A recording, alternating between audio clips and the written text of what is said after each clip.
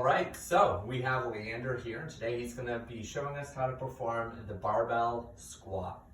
So Leander wanted these included in his exercise program because his group fitness classes, they don't really use barbells, so he wanted to try something new.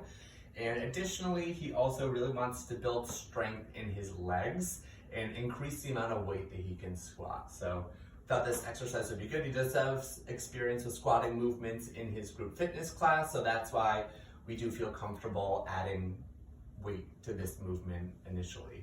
So first part of this movement, Leander is in the anatomical position. Sure. So that means your head is right about, there you go. Good. So I'm going to go ahead, I'm going to help Leander out a little bit. Actually, I'm going to have him move to the right slightly. There we go. I'm going to go ahead and get this up there for you since we don't have a front rack. So once you reach out your hands, going to put this right on your, perfect. All right. So the weight is on his shoulders. That's important. You don't want the barbell on your back. You want it on your shoulders. Having it on your back is really going to throw off your posture and it's going to put unnecessary tension. We also want to make sure, here, bring your, go ahead, hands right. He's going to put his hands on the grips, and he's got a good 90-degree angle from his glenohumeral joint to his elbow to his wrist. And he has it on this side as well, which is good. So as you can see too, he's going to lock in his core. That's going to help him keep himself nice and supported and stable throughout this movement. And first thing he's going to do is initiate the movement by pushing his butt back and down, and then lower himself right to where his knee meets his hip crease. Hold for a second, and then he's going to go ahead, drive through his heels to come back up to his stand. So there we go right there. So that preparation phase, he's got it nice and firm. He's locking his core, and go ahead, push that butt back, lower down. Hip crease is at the same level of his knees. It's going to come back up. One thing he's going to do too, he's going to turn his feet out about 5 to 10 degrees.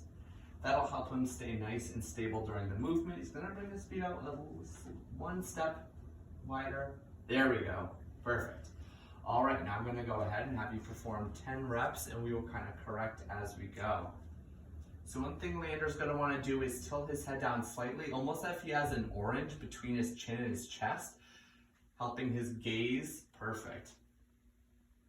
That's going to really help his gaze, make sure he's not stressing his neck at all too much. He's also going to really focus on making sure his hips are pushed back. That is going to really, there we go, perfect.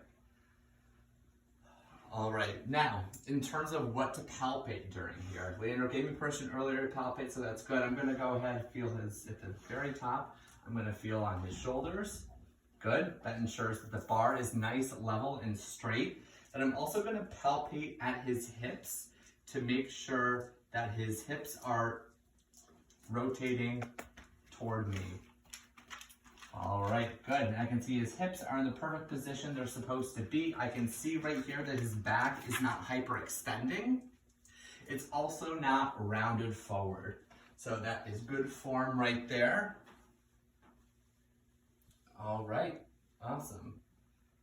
So I lost count. How many reps are we at right now?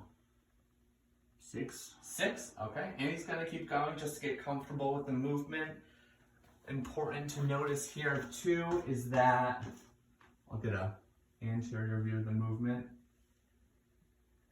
is that his knees aren't concaving in, which sometimes does happen if people are a little too tight in certain muscle areas.